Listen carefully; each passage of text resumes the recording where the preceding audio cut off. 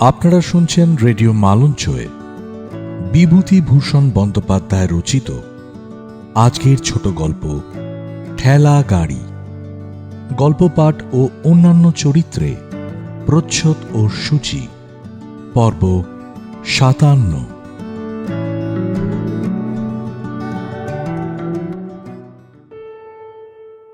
সবে বিছানা ছেড়ে উঠেছি। রোদ তখনও ভালো রকম ওঠেনি। খিড়কি দোরের ডগজুমুর গাছটার মাথায় গোটা কতক শালিক পাখিতে কিচমিচ ও ঝটাপটি বাঁধিয়েছে। আমি উঠে মনে মনে তোলাপাড়া করছি যে কাল রাত্রের বাসি কলার বড়া, যা আমাদের জন্যে রান্নাঘরে ঝুলন্ত শিকায় বড় জামবাটিতে টাঙানো আছে, তা কোন অছিলায় মার কাছে চাওয়া যায়, বা মুখ ধোবার পূর্বে তা চাইতে গেলে সেটা শোভনীয়ই বা কতদূর হবে। এমন সময় আমাদের বাহির দরজার কাছে একটা ঠেলা গাড়ির ঘড় ঘড় শব্দ উঠল। সঙ্গে সঙ্গে মিষ্টি রিনরিনে গলায় ডাক শোনা গেল, টুনিদা, ও টুনিদা। অমনি আমার বৃদ্ধা জ্যাঠাইমা মারমুখী হয়ে কি একটা হাতে উঠিয়ে ছুটে গেলেন। সকালবেলা জুটলে এসে এখনো কাকপক্ষের ঘুম ভাঙেনি, অমনি এলে ছেলেটাকে টুইয়ে বার করে নিয়ে যেতে। সকাল নেই, সন্ধে নেই, দুপুর নেই, সবসময় ঘর ঘর ঘর ঘর শব্দ। যাই দেখি একবার হরগাঙ্গুলির কাছে, বলি, ছেলেটাকে যে দিন নেই রাত নেই গাড়ি গড় গড় করে বেড়াতে দিচ্ছ, ওর পরকালটা যে ঝরঝরে হয়ে গেল। যা এখন যা, টুনি এখন যাবে না। গাড়ির ঘর ঘড়ি সহ্য হয় না বাপু সব সময়। যা ওসব যা নিয়ে যা। আমি নিরীহ মুখে পূজনীয়া জ্যাঠাইমার পিছনে এসে দাঁড়াতে না দাঁড়াতে গাড়ির শব্দটা আমাদের ঘাটের পথ দিয়ে দূরে অস্পষ্ট হয়ে গেল। তারপর হাত মুখ ধুতে গিয়ে খিড়কির দোরের কাছে মৃদু শব্দ কানে এলো, ও টুনিদা। আমি একবার পিছন ফিরে জ্যাঠাইমার অবস্থিতির স্থান ও তার দৃষ্টির গতির দিক নির্ণয় করে নিয়েই ঝট করে খিড়কির দোরটা খুলে বার হয়ে এলুম। সকালের পদ্মের মতো নির্মল প্রফুল্ল তরুণ নরু হাসি ভরা ডাগর চোখে দাঁড়িয়ে আছে। আসবি না টুনিদা? এই উঠলাম যে, এখনো মুখ ধুইনি, খাবারও খাইনি, বাড়ির মধ্যে আয় না। নরু চোখের ইশারায় দেখিয়ে বললে, কোথায়? কিছু বলবে না জ্যাঠাইমা, আয় তুই। উত্থাপিত প্রস্তাবে সে মনে প্রাণে যোগ দিতে সক্ষম হল না। তুই আয় মুখ ধুয়ে টুনিদা, আমি চালতে তলায় আছি গাড়ি নিয়ে। চলবি তো টুনিদা? দুজনে মিলে পাড়ায় বেরিয়ে গেলুম। তেঁতুল তলায় খেলার জায়গায় খুব ভিড়। মুকুজ্জে পাড়ার কোনো ছেলে আর বাকি নেই। নরু হাসি মুখে বললে, আয় পটুদা, নিতাইদা, আমি গাড়ি এনেছি। দেখো ঠিক সময়টা আসেনি, আয় চড়। গাড়ি একা নরুই টানতে লাগলো। চড়ল সকলেই। পটু বললে, দুপুরবেলা আমাদের বাড়ি যাবি নরু? নরু ঘাড় নেড়ে অসম্মতি জানালে। পটু বললে, যাস তুই, সেদিন যে একেবারে কাকার সামনে গিয়ে পড়েছিলি, তা কি হবে?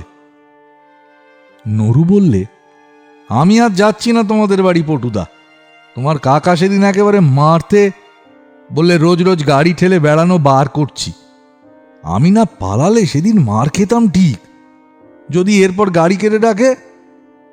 সেখান থেকে দুজনে গিয়ে পথের ধারে বড় জামতলার ছায়ায় বসে গল্প করলুম। রোজই কত গল্প হতো। এরপরে কে কি হবে তাই নিয়ে গল্প। খোকার অত ভবিষ্যৎ ভেবে দেখবার বয়স হয়নি। সে এরপরে কি হবে অত গুছিয়ে বলতে পারে না। খাপছাড়াভাবে উত্তর দেয়, বলে সে নৌকার মাঝির সর্দার হবে, রেলগাড়ির ইঞ্জিন চালাবে। স্টিমার যারা চালায় তাদের কি বলে তাও হতে চায়। আমি আমার সমবয়সী ছেলেদের তুলনায় একটু অকালপক্য। বলতাম, আমি ভাই সাহেব ডাক্তার হব, মহকুমার হাকিম হব। অনেক বেলায় সে রৌদ্রে ঘুরে রাঙা মুখে বাড়ি ফিরত। বাবা যেদিকে বসে সেদিকে না গিয়ে চুপি চুপি অন্য দিক দিয়ে বাড়ি ঢোকে। মা বলতো, ওরে দুষ্টু, তুমি সেই বেরিয়েছ কোন সকালে, আর এই দুপুর ঘুরে গেল, এখন তুমি। খোকা বলে, চুপ চুপ, না, আমি তো ওদের বাড়ির জামতলায় চুপটি করে বসে বসে খেলা করছিলাম। আমি আর টুনিদা কোথাও তো যাইনি মা, সত্যি। কি জানি কেন ওকে বড় ভালোবাসতুম। গ্রামের সকল ছেলের চেয়ে এর মুখে চোখে কথায় কি মোহ যে ছিল। সারা দিনটির মধ্যে একবার অন্তত ওর সঙ্গে দেখা না করে পারতুম না। খোকাও আমার বাড়ি না হয়ে পাড়ার অন্য কোথাও বেরুতো না। একদিন আমাদের বাড়ির সামনের জামতলা দিয়ে সে গাড়ি ঠেলে নিয়ে বাড়ি ফিরে যায় দুপুরের আগে। আমার দিকে চেয়ে বলে, অমন দুষ্টু ওই নিতাইটা, এত করে বললুম চড় গাড়িতে, আয় তোকে ঠেলে গয়লাপাড়া ঘুরিয়ে আনি, তা কিছুতে চড়ল না। বলল মা বকবে, তেল আনতে যাচ্ছি। আয় চড়বি টুনিদা? তোর বুঝি আজ আর কেউ চড়ার লোক হয়নি খোকা? আমাদের পাড়ায় কেউ চড়লে না, কখন থেকে ঘুরে বেড়াচ্ছি, সব যা দুষ্টু। আসবি টুনিদা? খোকার চোখের মিনতি ভরা দৃষ্টি তখনকার দিনে আমার এড়াবার সাধ্য হতো না কোনো মতেই। আমি চড়তুম মহা খুশির সঙ্গে। খোকা চৈত্র বৈশাখের মধ্যাহ্ন সূর্যকে উপেক্ষা ও অবজ্ঞা করে গাড়ি ঠেলে নিয়ে বেড়াত। সূর্য প্রতিশোধ নিতে গিয়ে ওর কচি মুখ রাঙিয়ে দিতেন, ঘামে কাপড় ভিজিয়ে দিয়ে ছাড়তেন। তার বয়স অল্প ও দেহ অত্যন্ত ক্ষীণ মেয়েলি ধরনের ছিল বলে পাড়ার কোনো ছেলের সঙ্গে বলে সে পেরে উঠত না। সকলের কাছে তাকে অবিচার সহ্য করতে হতো। দুর্বলের প্রতি সবলের অধিকার তার উপর নির্বিবাদে জারি করত সকলেই। সেদিনটা ছিল ভারী গরম। চৈত্র বৈশাখের দিন গ্রামের পথের ধুলো তেতে আগুন হয়েছে। পঞ্চাননতলায় বারোয়ারির আসর সাজানো, বাঁশের মাচা বাঁধা, সবাই কাজে সকাল থেকে সন্ধ্যা পর্যন্ত খাটছে। বড় পিটুলি গাছতলাটায় তার ঠেলাগাড়ির ঘর ঘর আওয়াজ উঠল। অনু বললে, ওই নুরু আসছে। পিছনে পরম সঙ্গী কেরোসিনের ঠেলাগাড়িটা টেনে নুরু হাজির। বাঁধা আসরের দিকে এসে আঙুল দেখিয়ে বলে, যাত্রা কবে বসবে রে টুনিদা? সংবাদ সংগ্রহের পর সে সন্তোষের হাসি হাসল। আঙুল দিয়ে গাড়িটার দিকে দেখিয়ে বললে, চড়বি পটুদা? পটু ঘাড় নেড়ে বললে, চড়ব, টানবে কে? খোকা খুব খুশি হয়ে বললে, কেন, আমি? আসন্ন আমোদের প্রত্যাশায় তার চোখ মুখ উজ্জ্বল হয়ে উঠেছে। পটু বললে, দূর, তুই বুঝি টানতে পারিস? টান দেখি কেমন হয় না। আর আমাকে বস না, টানতে কেমন পারি নে। পটুর পালা শেষ হয়ে গেলে ক্রমে ক্রমে অনু, বরু, হরু উপস্থিত সব ছেলেই উঠল গাড়িতে। এদের মধ্যে বড় ছোট সব রকমই আছে। টানতে টানতে খোকা হয়রান হয়ে পড়লেও সে উৎসাহের সঙ্গে শেষ পর্যন্ত ঠিক টেনে নিয়ে বেড়াল সকলকে। সকলের শেষ হয়ে গেলে সে হেসে সকলের মুখের দিকে চেয়ে বললে, আমায় একটু এইবার টান। সকলে মুখ চাওয়াচাওয়ি শুরু করলে। ভাবে বোঝা গেল তাকে কেউ টানতে রাজি নয়। তার প্রতি কৃপা করে তার গাড়িতে চড়ে তাকে দিয়ে টানিয়ে তাকে কৃতার্থ করা হয়েছে। এতে আবার তার পরকে দিয়ে টানাবার কোনো দাবি আছে? সকলে মিলে এই ভাবটা দেখালে। বাহ, সকলকে চড়িয়ে দিলাম, আর আমার বেলায় বুঝি কেউ? আমার ইচ্ছে হলো তাকে গাড়িতে চড়িয়ে টানি, কিন্তু সমবয়সী ছেলেদের কাছে উপহাসের ভয়ই হোক বা তাদের বিরুদ্ধে দাঁড়াবার সাহস না থাকার দরুণই হোক, যেতে পারলাম না। সে গাড়ি টেনে নিয়ে চলে গেল। এদের মধ্যে পূর্বে কি পরামর্শ হয়েছিল আমার জানা নেই। গাড়িখানা খানিক দূরে যেতে না যেতেই দলের একজন একটা বড় ঝামা ইঁট নিয়ে গাড়িতে ছুঁড়ে মেরে বসল। গাড়িখানার তলা তক্ষুনি মচমচ করে দেশলাইয়ের বাক্সের মতো ভেঙে গেল। খোকা পিছনে ফিরে চেয়ে দেখে কেমন অবাক হয়ে গেল। পরে তাড়াতাড়ি গাড়ির ক্ষতির পরিমাণ নির্ণয় করার জন্য সে গাড়ির অবস্থা দেখেই আর একবার বিস্ময়ের দৃষ্টিতে আমাদের দিকে চাইলে। তারপর সে চাইল আমার দিকে। তার চোখের সে ব্যথা ভরা বিস্ময়ের অপ্রত্যাশিত না বুঝতে পারা দৃষ্টি আমার বুকে তীরের মতো বিঁধল।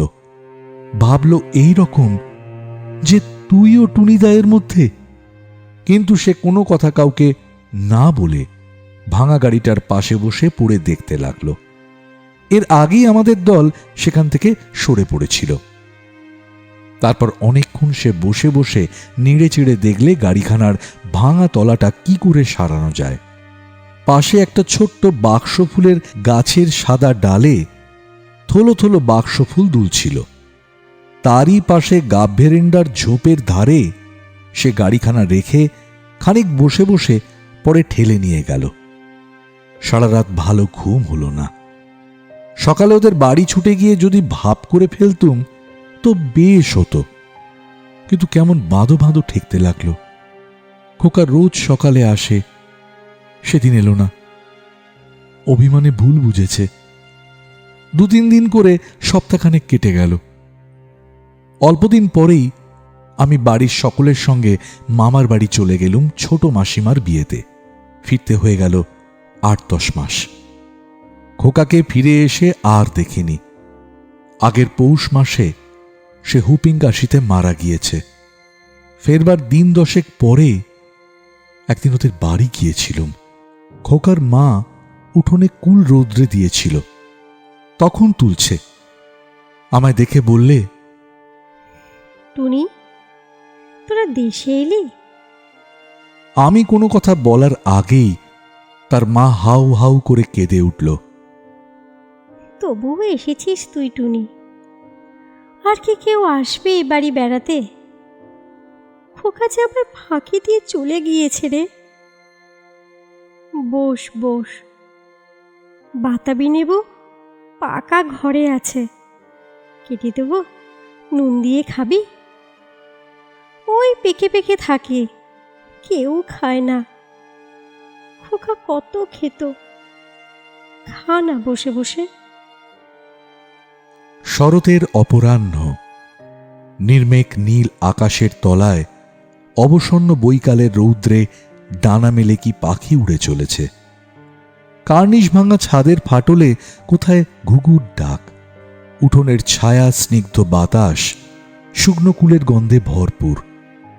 খোকার সেই ঠেলা গাড়িখানা দেখলুম, কাঠের মাচার নিচে তোলা আছে, দড়িটা পর্যন্ত। অনেকদিন গাড়িটাতে কেউ হাতও দেয়নি। বহুকালের কথা হলেও আমি কিন্তু চোখ বুজে ভাবলেই দেখতে পাই কতকাল আগেকার 8 বৎসরের সেই ছোট্ট খোকাটি ঠেলা গাড়িটা টেনে নিয়ে বেড়াচ্ছে। নির্জন দুপুর ঘুঘুর ডাকের মধ্যে বাড়ি থেকে পালিয়ে পালেদের জামরুল বাগানের ছায়ায় আমাদের বড় মাদার গাছটার তলাকার পথ দিয়ে রাঙা মুখে আশা ও আনন্দ ভরা উজ্জ্বল চোখে সে তার কেরোসিন কাঠের গাড়িখানা টেনে টেনে আসছে। নারিকেল তলা বেয়ে পটুদের বাড়ি, পটুদের বড় দোফলা আম গাছটার তলা বেয়ে যেতে যেতে ক্রমে তার মূর্তি মাইতি পুকুরের মোড়ের পথে সুপারি গাছের সারির আড়ালে অদৃশ্য হয়ে যায়।